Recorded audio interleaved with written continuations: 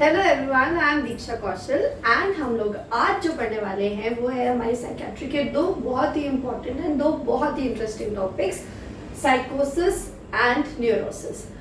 सो basically साइकोसिस और neurosis क्या है, अगर आपने ये चीज समझ ली that means a lot of your psychiatric part is covered, क्योंकि आपको पता है कि कौन से वाले कंडीशन के अंदर में क्या प्रॉब्लम होने वाली है। तो even if you are not aware of exactly what the disease condition is, तो अगर आपको ये पता है कि ये पर्टिकुलर डिसऑर्डर जो है वो साइकोसिस का पार्ट है या ये न्यूरोसिस का पार्ट है, then you will be able to make out a lot of the symptoms on the basis of these two things. Now to begin with, कि देखो साइकोसिस एंड न्यूरोसिस क्या है, ये आपके एग्जाम पॉइंट ऑफ व्यू से important है and also psychiatry पढ़नी है तो ये दोनों चीजें तो आपको पता ही होना चाहिए। नाउ इन जनरल साइकोसिस क्या है, बेसिकली इसको सिंपल करने के लिए, नॉट द एग्जैक्ट मतलब, बस सिंपल करने के लिए मैं एक चीज बोलती हूँ कि कई बार ऐसा होता है कि we encounter a lot of people जो कि बड़ी different, out of the box, बड़ी अलग सी चीजें कर रहे होते हैं और हम कहते हैं यार क्या साइको बंदा है, क्या साइको बंदे यार, क्या साइको है। सो हम क्या करते हैं, साइको को बड़ा ही जनरली जनरलाइज्ड फॉर्म में यूज कर लेते हैं। बट साइको अगर हम यूज कर रहे हैं तो यूजुअली हम किस तरीके से यूज करते हैं, उस चीज को डिपिक्ट करने के लिए या एक ऐसी चीज को डिपिक्ट करने के लिए जो हमको बड़ी सिवियर या फिर सीरियस सी लगती है या बड़ी अलग सी लगती है, that is not something very normal और वेरी यूजुअली डन और usually scene by people. So psycho हम लोग क्या कंसिडर कर रहे हैं, इट इज क्या है। सो बेसिकली साइकोसिस एंड न्यूरोसिस को समझने के लिए आपको एक सिंपल ट्रिक पता होना चाहिए, that when it comes to साइकोसिस, साइकोसिस का मतलब है सबसे पहले तो ये कोई एक पर्टिकुलर बीमारी नहीं है, it is a group of disorders या group of illnesses.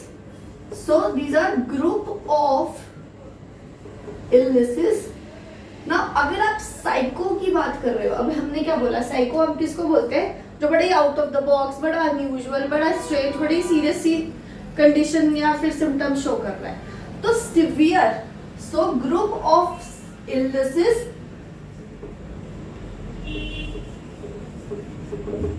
which is serious in nature. This is just to understand कि बड़ी सीरियस वाली इलनेसेस जो होती हैं, उन सीरियस इलनेसेस के ग्रुप को हम कह रहे हैं साइकोसिस, whereas those जो कि नॉट सो सीरियस है या फिर लेस सिवियर है, उनको हम कह रहे हैं neurosis. So these are also group of illnesses which are less severe. ठीक है, ये क्या है, साइकोसिस क्या है, वो इलनेसेस जो कि ज्यादा सीरियस है एंड न्यूरोसिस वो इलनेसेस है, उन इलनेसेस का ग्रुप है जो कि कम सिवियर है as compare to this one. And वो इतना कम सिवियर है कि a lot of psychologist they do not even consider neurosis as a disease condition. वो तो इसको डिसऑर्डर भी कंसीडर नहीं करते, वो तो ये कहते हैं कि it is a general pattern of a personality, कि भाई स्ट्रेस सबको होता है, एंजाइटी सबको होती है, कुछ पैटर्न है आपकी पर्सनालिटी के जो कि आप डिपिक्ट कर रहे हो, उसको उन्होंने न्यूरोसिस कही है। और ये ऐसी चीज है जो कि बहुत सीरियस नहीं है, this is very less severe. Whereas साइकोसिस is something that is something जो कि सीरियस है and has to be taken care of. ठीक है, so let's proceed further. I hope इतना पार्ट क्लियर है। अब ये इसी के बेसिस पे हम साइकोसिस और न्यूरोसिस का जो मेजर डिफरेंस है उसको आइडेंटिफाई करेंगे। सो एक और बार फिर से बता रही हूँ, साइकोसिस क्या है, group of illnesses which are more severe, ज्यादा सिवियर है, साइको मोर सिवियर, न्यूरोसिस जो लेस सिवियर बीमारियां हैं उनको हमने कही है न्यूरोसिस। नाउ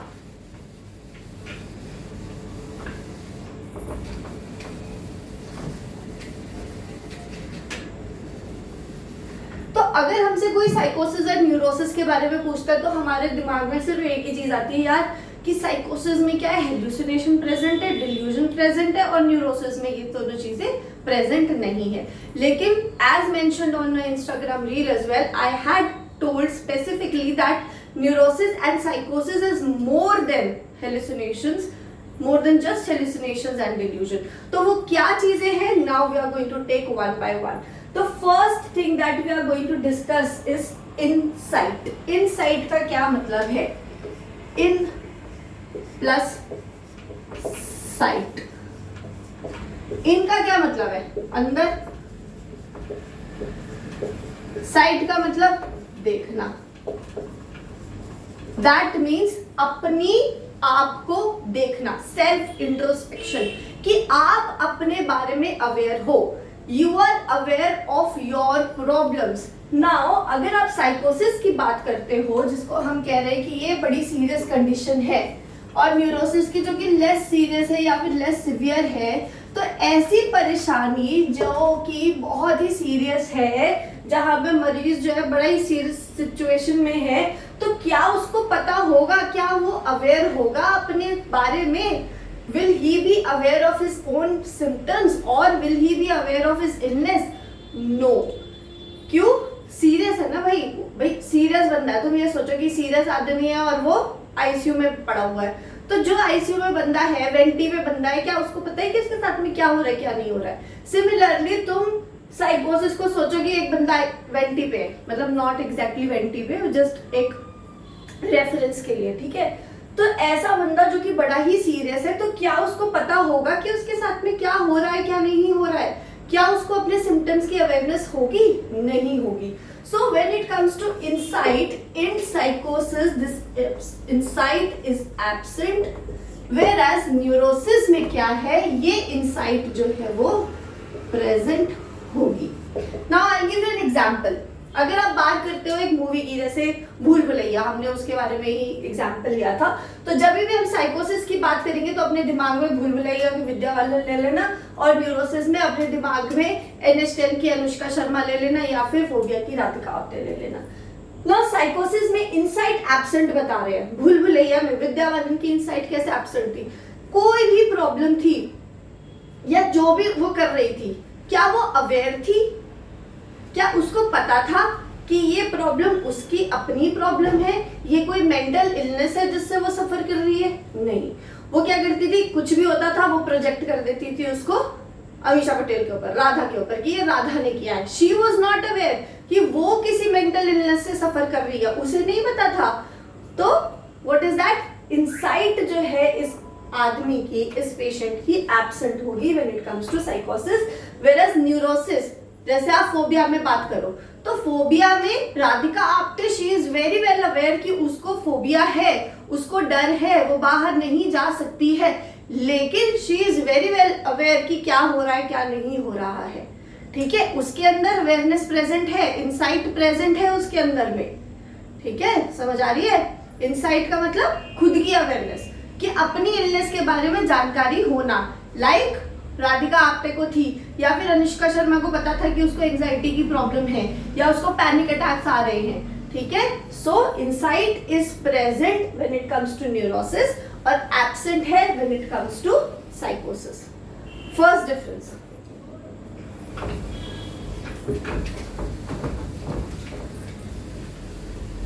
ना second is your ego function. Now हम लोग, ईगो फंक्शन का क्या मतलब होता है?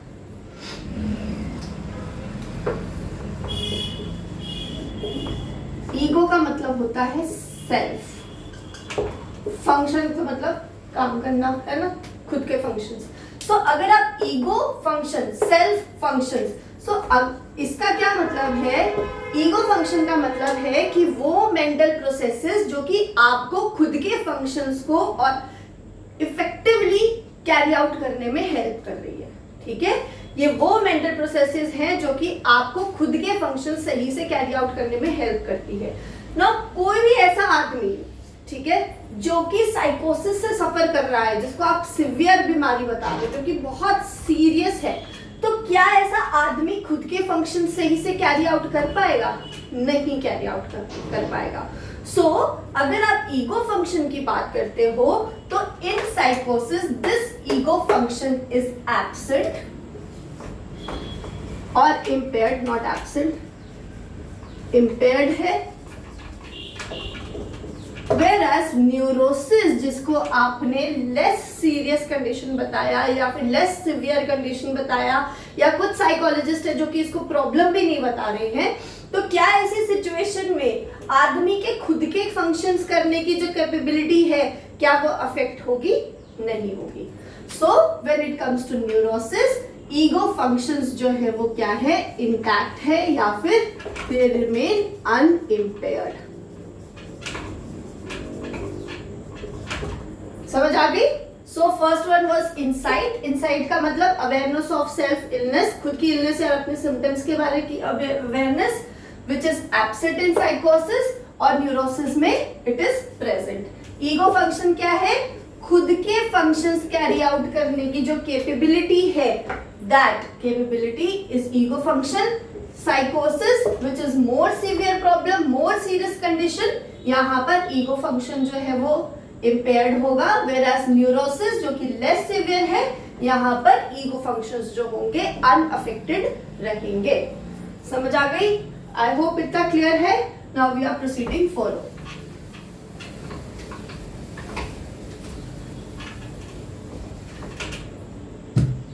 Now comes the third one, that is reality testing. Reality क्या है? Awareness of the environment. ठीक है, अपनी अवेयरनेस, अपने एनवायरनमेंट की अवेयरनेस। ठीक है कि भाई मुझे पता है कि क्या हो रहा है, क्या नहीं हो रहा है, एवरीथिंग जो कि सच्चाई है, मैं उस सच्चाई से अवेयर हूं। तो एक इंसान, ठीक है ना, रियलिटी टेस्टिंग में क्या है कि आदमी जो है वो खुद से कनेक्टेड है, डिसकनेक्टेड नहीं है वो यहाँ पर। ठीक है, रियलिटी से हमेशा आदमी कनेक्टेड है। ठीक है, अगर आप साइकोसिस की बात करते हो तो क्या एक ऐसा आदमी जो कि बहुत ही सीरियस सिम्टम्स से सफर कर रहा है या सिवियर इलनेसेस से सफर कर रहा है, तो क्या उसकी रियलिटी टेस्टिंग जो है, अपनी एनवायरनमेंट की अवेयरनेस जो है उसकी, क्या वो इंटैक्ट होगी? नहीं होगी। सो रियलिटी टेस्टिंग जो है यहाँ पर अफेक्टेड होगी। ठीक है ना, जब आप रियलिटी टेस्टिंग की बात करते हो तो basically you are talking about hallucinations and delusions. ठीक है, हेलुसिनेशन मतलब एक इंसान जो है वो इतना अनअवेयर है अपनी सराउंडिंग्स के बारे में, अपनी रियलिटी के बारे में, कि वो उन चीजों को परसीव करने लगता है जो कि एक्चुअली प्रेजेंट ही नहीं है, या फिर वो किसी चीज के बारे में एक फॉल्स बिलीफ बना लेता, और वो फॉल्स बिलीफ ऐसा है कि चाहे कुछ भी हो जाए, वो बिलीफ जो है वो उसका टस से मस नहीं हो सकता। सो फिक्स्ड बिलीफ उसने यहाँ पर बना लिया, that fixed belief is falls in nature. Whereas hallucinate कर रहा है, that means the person is perceiving something that is actually non-existent in the environment. So reality testing. So reality testing क्या होगा? When it comes to psychosis, ये affected है, that means presence of hallucinations and delusions are there. And when it comes to neurosis, less severe problem है, तो मतलब ये वाला problem तो उसको है ही नहीं। So reality testing जो है वो यहाँ पर unaffected रहेगी। समझ आ गया? इनसाइट इन साइकोसिस एब्सेंट है, न्यूरोसिस में प्रेजेंट है। ईगो फंक्शन साइकोसिस में इंपेयर्ड है, यहाँ पर अनइम्पेयर्ड है। रियलिटी टेस्टिंग यहाँ पर क्या है? अफेक्टेड है। ठीक है, affected as in presence of hallucinations and delusions are there, whereas neurosis में जो रियलिटी टेस्टिंग है वो बिल्कुल इंटैक्ट है, उसको पता है वो कौन है कौन नहीं है, उसको कोई हेलुसिनेशंस नहीं है, कोई डिल्यूजन्स नहीं है।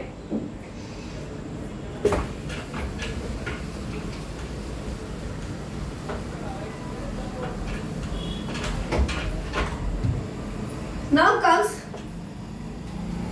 जजमेंट। जजमेंट का क्या मतलब है? जजमेंट का मतलब है डिसीजन मेकिंग।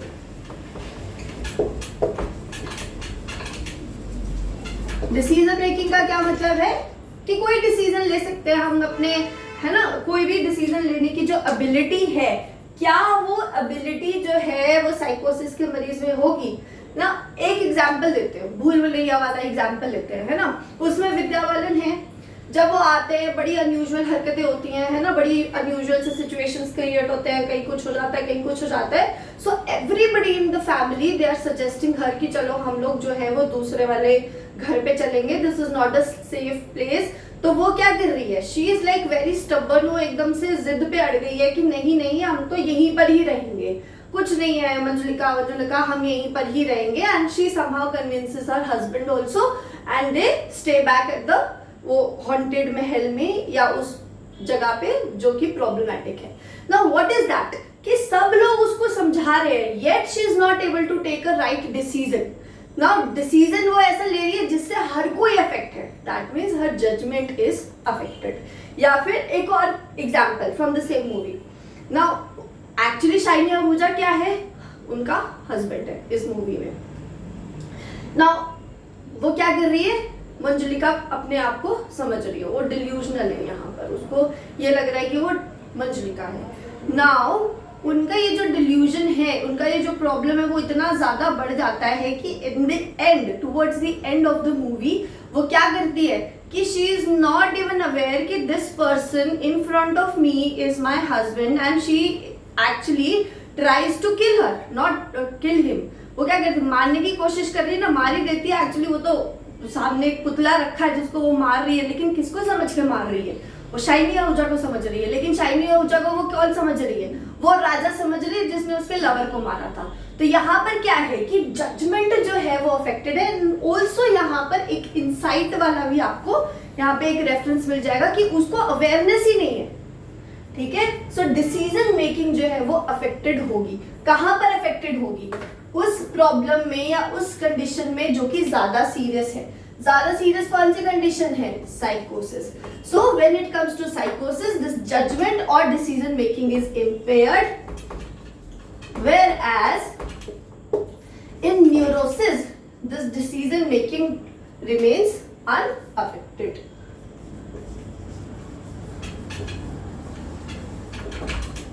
ठीक है। Now comes disturbances, कि भाई कहाँ कहाँ पे किन किन चीजों में डिस्टर्बेंस होगी। ठीक है, अगर मेरे घर में बिजली चली जाए या बहुत तेज आंधी तूफान आ जाए, सब कुछ टूट गया है, सब कुछ टूट फूट गया है, सब कुछ हो गया है, तो क्या होगा, हर एक फैसिलिटी जो है वो सब अफेक्ट होगी ना। अगर आप साइकोसिस की बात करते हो तो यहाँ पर भी हमारी जितनी भी मेंटल प्रोसेसेस है वो सारी की सारी अफेक्ट हो जाएंगी, क्योंकि ये सीरियस इशू है, सिवियर कंडीशन है। तो जब सिवियर कंडीशन आती है तो जितने भी मेंटल एक्टिविटीज हैं आपकी, दोज मेंटल एक्टिविटीज और your mental processes, all of them are going to be affected. So अगर आप बात करते हो कि सारी की सारी मेंटल प्रोसेसेस अफेक्ट हो रही हैं, दैट मीन्स कि चाहे वो आपका थॉट है, चाहे वो आपका मूड है, चाहे वो आपकी परसेप्शन है, चाहे वो आपके इमोशंस हैं, चाहे वो आपकी कॉन्शियसनेस है, हर एक चीज जो है इट इज गेटिंग अफेक्टेड। ठीक है। सो डिस्टर्बेंसेस, अगर आप डिस्टर्बेंसेस की बात करते हो तो जितने भी मेंटल एक्टिविटीज हैं आपके वो सारे डिस्टॉर्टेड होंगे, वो सारे डिस्टर्ब्ड होंगे सिवियर कंडीशन में, दैट इज योर साइकोसिस। Whereas अगर आप न्यूरोसिस की बात कर रहे हो तो क्योंकि ये तो प्रॉब्लम है ही नहीं भाई, इसको तो हम प्रॉब्लम कंसिडर ही नहीं कर रहे, तो पर्सनालिटी का एक पैटर्न है, तो ये सारे डिस्टर्बेंसेस जो है वो वहां पर आपको देखने के लिए नहीं मिलेंगी। सो न्यूरोसिस समझ आ गई। So insight, absent, present, ego function impaired, intact, reality testing affected, unaffected, judgment affected, unaffected, disturbances in thoughts, emotions, mood, perception, consciousness and every other mental activity, whereas neurosis में none of these things are affected. The last one is not the last one, the next one is your causes.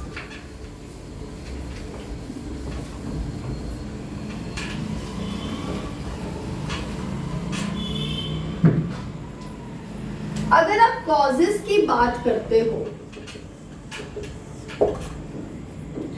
तो causes जो होते हैं basically वो क्या है, हमारे पास में दो कैटेगरीज में हम लोग ने डिवाइड करा हुआ है, एक है ऑर्गेनिक कॉजेस और एक है हमारे फंक्शनल कॉजेस। ठीक है, तो ऑर्गेनिक कॉजेस का क्या मतलब है, दैट मीन्स कि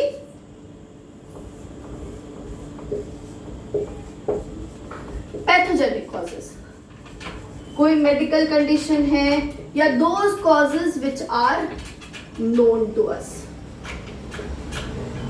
ठीक है, ऑर्गेनिक का मतलब those causes which are known to us, ऐसी इश्यूज जो हमको पता है और उन इश्यूज की वजह से ये मेंटल इश्यूज या मेंटल इलनेसेस क्रिएट हो रही है।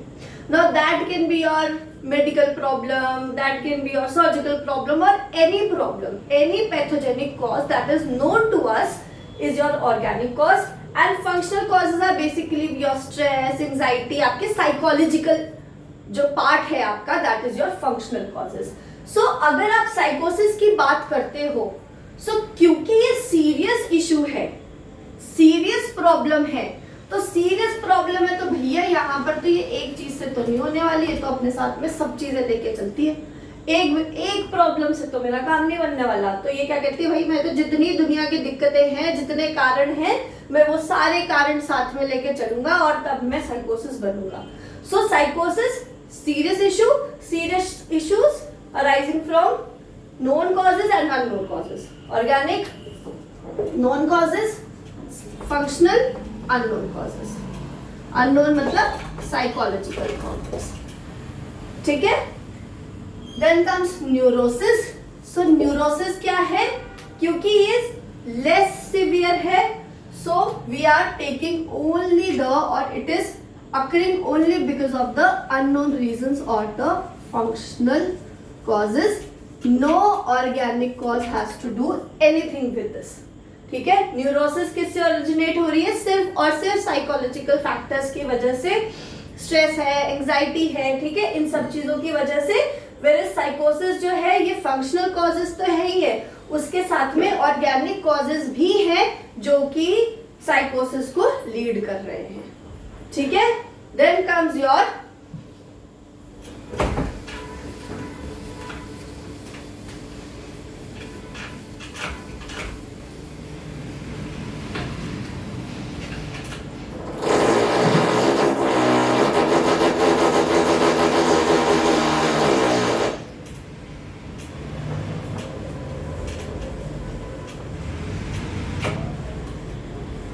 defenses